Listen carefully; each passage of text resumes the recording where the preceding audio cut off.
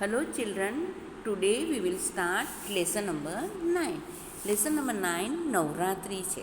હવે નવરાત્રિ શબ્દ પરથી આપણને ખ્યાલ આવે છે કે નવરાત્રિ એટલે નવરાત્રિનો સમૂહ. નવરાત્રિ એટલે નવરાત્રિનો સમૂહ. હવે આ તહેવાર નવરાત્રિનો તહેવાર ખૂબ જ પ્રખ્યાત તહેવાર છે. આ તહેવારમાં 9 દિવસ સુધી ગરબા, રાસ, દાંડિયા બધું રમવામાં આવે છે અને લોકો જાત જાતના કપડાં પહેરે છે, ચણિયા ચોળી પહેરે છે, દોરીઓ પહેરે છે અને સારી રીતે શણગાર કરીને આવે છે અને આ ગરબા અહીં રમવામાં આવે છે. પણ આ આપણને તમને ખબર છે કે નવરાત્રિ એટલે 9 દિવસ સુધી ગરબા રહેવા. પણ ચિલ્ડ્રન, આ તહેવાર પાછળ શું કારણ છે? આ તહેવાર ક્યારે ઉજવવામાં આવે છે? આ તહેવાર ઉજવવા પાછળનું શું રીઝન છે તે આપણે આ લેસન વાંચીશું અને સમજીશું. ચાલો ફર્સ્ટ પેરેગ્રાફ આપણે લઈએ. નવરાત્રિનો તહેવાર આનંદ, ઉલ્લાસ અને માની ભક્તિનો તહેવાર છે. નવરાત્રિનો તહેવાર આસો સુદ એકમથી આસો સુદ નોમ એટલે નવમ સુધી ઉજવાય છે. આ તહેવારની ઉજવણી પાછળ એક ધાર્મિક માન્યતા રહેલી છે. હવે ચિલ્ડ્રન, તમે જુઓ કે નવરાત્રિનો તહેવાર આવે એટલે બધા બાળકોથી લઈને યંગસ્ટરથી લઈને ઉંમરવાળા પણ ખૂબ જ ખુશ થાય, કારણ કે દરેકને ગરબા દાંડિયા રમવાનો ખૂબ જ શોખ હોય. એમાં ગરબા રમવાનું તો નાની ઉંમરથી મોટા ઉંમરના દરેકને ઘણો જ શોખ હોય છે. જેવી રીતે પહેલાં સંગીતમાં તબલા અને બધું વાગે એટલે પગ થરકવા માંડે, પગ એમ થાય કે ક્યારે ડાન્સ કરીને ગરબા રમે. આ દરેક ઉંમરના લોકોને ગરબા રમવાનો શોખ હોય છે. હવે આ તહેવાર ક્યારે ઉજવવામાં આવે છે? આસો સુદ એકમથી આસો સુદ નવમ સુધી ઉજવાય છે. કેટલા દિવસ? એકમથી નવમ સુધી એટલે 9 દિવસ સુધી ઉજવાય છે. હવે આ તહેવાર પાછળની ધાર્મિક માન્યતા એ છે કે અંબામાએ મહિષાસુર રાક્ષસનો વધ કરવા તેની સાથે 9 દિવસ સુધી યુદ્ધ કર્યું. કેટલા દિવસ સુધી યુદ્ધ કર્યું? 9 દિવસ સુધી. હવે માતાજીએ, અંબા માતાએ 9 દિવસ સુધી રાક્ષસ, ડેવિલ કહે ને, એનો નાશ કરવા માટે 9 દિવસ સુધી ફાઇટ કરી, યુદ્ધ કર્યું અને 10મા દિવસે તેનો વધ થયો હતો. તેની ખુશીમાં વિજયાદશમી એટલે કે દશેરા ઉજવાય છે. આ દિવસે અસત્ય સામે સત્યનો વિજય થયો. હવે તમને ખ્યાલ આવ્યો ને કે અંબા માતાએ મહિષાસુર નામના રાક્ષસને વધ કરવા માટે 9 days સુધી એમની સાથે યુદ્ધ કર્યું અને 10મા દિવસે એનો વિજય થયો. એને વિજયાદશમી એટલે કે આપણે દશેરા તરીકે ઉજવવામાં આવે છે. આ તહેવાર પાછળ શું છે કે અસત્ય સામે સત્યનો જ વિજય થયો. એટલે રાક્ષસ સામે દેવતાનો વિજય થયો. રાક્ષસ એટલે કેવી કે ડિસ્ટ્રક્શન વૃત્તિ સામે સારી વૃત્તિનો વિજય થયો હતો. તમને ખબર ને, રાક્ષસ લોકો, ડેવિલ લોકોની વૃત્તિ કેવી હોય? કોઈનો પણ નાશ કરો, રાઈટ? પરંતુ દેવી દેવતાઓ હંમેશા બધાનું ભલું ઈચ્છે છે. એવી રીતે અંબા માતાએ પણ આ રાક્ષસને વધ કરવા માટે યુદ્ધ કર્યું અને એમાં સક્સેસ ગયા. અને એ ખુશીમાં આપણે 9 દિવસ સુધી નવરાત્રિ રમીએ છીએ અને 10મા દિવસે આપણે દશેરાનો તહેવાર ઉજવીએ છીએ. Now next paragraph. લોકો 9 દિવસ સુધી માની ભક્તિ કરીને ઉપવાસ કરે છે. 8મા દિવસે હવન કરે છે. 9મના દિવસે માતાજીને નૈવેદ્ય એટલે કે થર્ડ ધરાવે છે. તમને ખબર છે ને, ઘણા લોકો 9 દિવસ સુધી ઉપવાસ કરે. ઘણા તો કોરા ઉપવાસ પણ કરે છે કે ખાલી ફરાળ ખાય.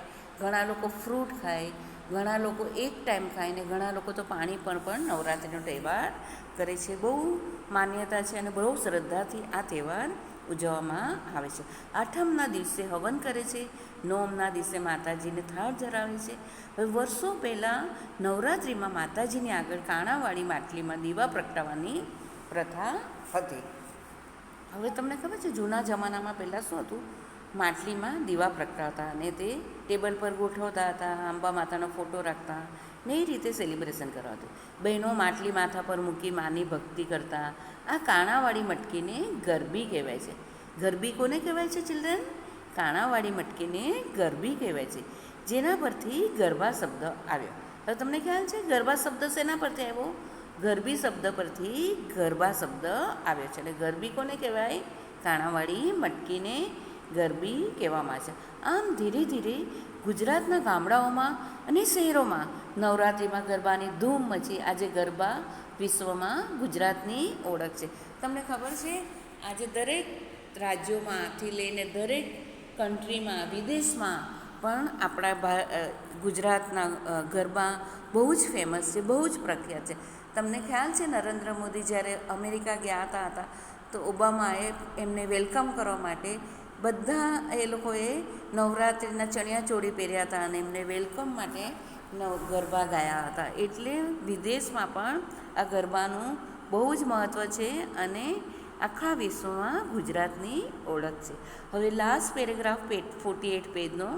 નવરાત્રિના 9 દિવસ સુધી રાતે માતાજીના ગરબા ગવાય છે. સવાર સાંજ માતાજીની આરતી કરવામાં આવે છે.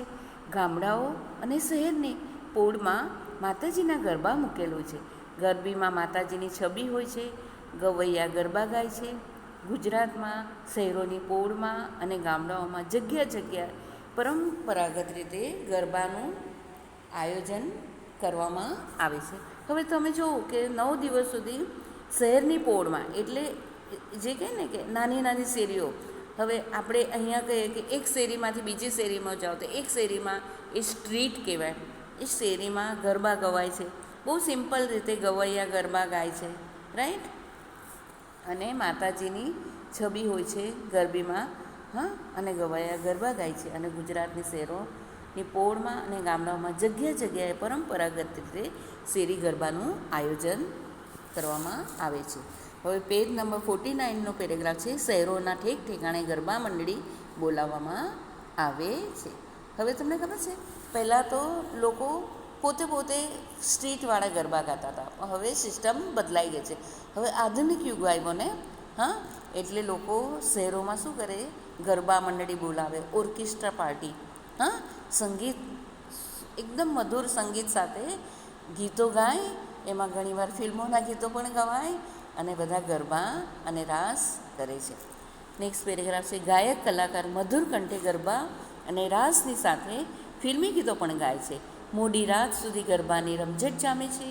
વિવિધ સ્પર્ધાનું આયોજન થાય છે, જેમ કે વેશભૂષા, આરતી સજાવટ, ગરબા હરીફાઈ વગેરે. મોટેરા અને બાળકો ગરબા હરીફાઈમાં ભાગ લે છે અને ભાગ લેવા માટે 2 મહિના આગળથી જ ગરબા વર્ગમાં જઈને તાલીમ મેળવે છે. હવે શું છે કે પહેલાં શું લોકો ગમે તે સ્ટેપ લેતા, ગમે તે રીતે ગરબા રમતા હતા, પરંતુ હવે શું છે, લોકો સ્પેશિયલ ગરબા ક્લાસીસ કરે છે. અલગ અલગ સ્ટેપ, દોર્યું, વળી 9 સ્ટેપ આગળ જાઓ, 9 સ્ટેપ પાછળ જાઓ, એ રીતના અનેક નવી સ્ટાઇલથી ગરબા શીખે છે અને તેની તાલીમ મેળવે છે. ગરબો એ ગુજરાતનું આગવું લોકનૃત્ય છે. ગુજરાતમાં નવરાત્રિનું વિશેષ મહત્ત્વ છે. હવે આ જ પેરેગ્રાફને આપણે વ્યવસ્થિત સમજીએ કે ગાયક કલાકાર મધુર કંઠે ગરબા અને રાસની સાથે ફિલ્મી ગીતો પણ ગાય છે. મોડી રાત સુધી ગરબાની રમઝટ જામે છે. વિવિધ સ્પર્ધાનું આયોજન થાય છે, જેમ કે વેશભૂષા, આરતી સજાવટ, ગરબા હરીફાઈ વગેરે. હવે તમને ખબર છે ને, જ્યારે ગરબા મોટે પાયે પર તમે જોયું છે અહીંયા ગ્રીન વ્યૂ અને રોફેલ કોલેજમાં બહુ મોટે પાયે ગરબાનું આયોજન થાય છે. ઓર્કેસ્ટ્રા પાર્ટી બોલાવવામાં આવે છે અને જે ગરબા રમે છે તે દરેક દિવસે 9 દિવસે અલગ અલગ પ્રકારના ચણિયાચોળી ને છોકરાઓ કે જેન્ટ્સ લોકો દોર્યું અને અલગ અલગ પ્રકારના કપડાં અને વેશભૂષા સરસ કરે છે. અને એટલા માટે ત્યાં હરીફાઈ રાખવામાં આવે છે. વેશભૂષા એટલે કે અલગ અલગ પ્રકારના કપડાઓ પહેરે. બીજી હરીફાઈ છે આરતી સજાવટ. આરતી સજાવટનો અર્થ થાય છે કે માતાજીની આરતીની જે થાળી આવે છે ને એની ડેકોરેશન કરે, અને જે સૌથી બેસ્ટ ડેકોરેશન હોય છે એને પ્રાઇઝ મળવામાં આવે છે. ત્રીજી કોમ્પિટિશન છે ગરબા હરીફાઈ વગેરે. ગરબા હરીફાઈ એટલે જે બેસ્ટ ગરબા રમે તેને પ્રાઇઝ આપવામાં આવે છે. આમ ચિલ્ડ્રન, આ નવરાત્રિ દરમિયાન 3 હરીફાઈ યોજાય છે. કઈ? વેશભૂષા, આરતી સજાવટ અને ગરબા હરીફાઈ. એટલે હદ સુધી કે જે બેસ્ટ પ્રાઇઝ હોય છે તેને બમ્પર ઇનામ પણ રાખવામાં આવ્યું હોય છે અને તેને લાસ્ટ દિવસે ઇનામ પણ આપવામાં આવે છે. અને આ રીતે લોકો ઉત્સાહથી નવરાત્રિનો તહેવાર ઉજવે છે. મોટેરા અને બાળકો ગરબા હરીફાઈમાં ભાગ લેવા માટે 2 મહિના આગળથી જ ગરબા વર્ગમાં જઈને તાલીમ મેળવે છે. ગરબો એ ગુજરાતનું આગવું લોકનૃત્ય છે. ગુજરાતમાં નવરાત્રિનું વિશેષ મહત્ત્વ છે. નવરાત્રિ ગુજરાતનો મોટામાં મોટો 9 રાત સુધી ચાલતો ધાર્મિક તહેવાર છે. ગુજરાત સરકાર દ્વારા પણ વાઇબ્રન્ટ નવરાત્રિ કાર્યક્રમ હેઠળ આ ઉત્સવની ધામધૂમથી ઉજવણી થાય છે. પશ્ચિમ બંગાળમાં દુર્ગા મહોત્સવ ઉજવાય છે. આ મહોત્સવમાં કાલીનું પૂજન કરવામાં આવે છે. બંગાળી લોકો આ તહેવારને ખૂબ જ ધામધૂમથી ઉજવે છે. તમને ખબર છે ને, અહીંયા પણ વીઆઈએમાં આઠમને દિવસે હવન હોય છે, દુર્ગા પૂજા પણ રાખવામાં આવશે. તો ખબર છે તમને? અને તમે જોયું કે આપણા ઘણા બધા તહેવાર છે. હોળી છે, દિવાળી છે, ઈદ છે, નાતાલ છે. પરંતુ આ તહેવારમાં શું છે કે 9 દિવસ સુધી ચાલે છે. એટલે આ મોટામાં મોટો તહેવાર છે અને લોકો ખૂબ આનંદથી આ તહેવાર ઉજવે છે.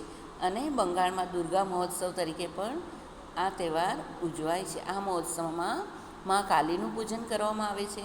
બંગાળી લોકો આ તહેવારને ખૂબ જ ધામધૂમથી ઉજવે છે. નવરાત્રિ માત્ર ગુજરાતમાં જ નહીં પણ દેશ વિદેશમાં પણ ધામધૂમથી ઉજવાય છે. આપણને એમ થાય ને કે આ ગુજરાતનો તહેવાર છે, પરંતુ ગુજરાતનો તહેવાર હોવા છતાં દેશમાં વિદેશમાં પણ લોકો ખૂબ એક્સાઇટમેન્ટથી અને બહુ જ આનંદ અને ઉલ્લાસથી આ તહેવાર ઉજવે છે. નવરાત્રિમાં મા જગદંબાની આરાધનાનું ઉપાસનાનું પર્વ છે. એટલે આપણે મા જગદંબાની આરાધના કરીએ છીએ, ખબર, ભક્તિ કરીએ, સવાર સાંજ આરતી કરીએ, ઉપવાસ કરીએ, રાઈટ. એટલે આ તહેવાર મા જગદંબાની આરાધનાનું અને ઉપાસનાનું પર્વ છે. હવે લાસ્ટ પેરેગ્રાફ. બાળ મિત્રો, ચાલો આપણે પણ ગરબાના તાલે ઝૂમીએ. આપણું પણ મન બોલી ઉઠશે. અંબા આવો તો રમીએ, અમને રમતા નહીં આવડે, રાઈટ. ઓકે ચિલ્ડ્રન, હવે આ લેસનમાં તમારે સારી રીતે રીડિંગ કરવાનું છે અને ગરબાની હરેક પોઈન્ટ તમારે વાંચવાના છે અને તેને સમજવાના છે. હવે નેક્સ્ટ પેજમાં તમને મિનિંગ્સ આપવામાં આવ્યા છે. હવે નેક્સ્ટ પેજમાં મિનિંગ છે. આ મિનિંગમાં તમને હું સમજાવીશ. વિજયાદશમી એટલે the day of victory of truth over the faces of evil. એટલે રાક્ષસો સામે જે વિજય થાય છે ને, તે દિવસને વિજયાદશમી કહેવાય છે. નૈવેદ્ય એટલે edible offer to a god or diet. એટલે ભગવાનને જે ધરાવવામાં આવે છે ને થાળ, તે. પરંપરાગત એટલે ટ્રેડિશનલ. ઓકે. ઉપાસના, આરાધના અને ભક્તિ એટલે વર્કપીસ. હવે અહીંયા તમારે મિનિંગ સુધી હું કરાવું છું. બાકીની એક્સરસાઇઝ હું તમને નોટબુકમાં કરાવીશ, ક્વેશ્ચન આન્સર વગેરે. ઓકે ચિલ્ડ્રન, હવે તમારે મિનિંગ્સ તમારે નોટબુકમાં લખવાના છે, સમજવાના છે અને પેરેગ્રાફ વાઇઝ રીડિંગ તમારે કરવાનું છે. Okay children, thank you.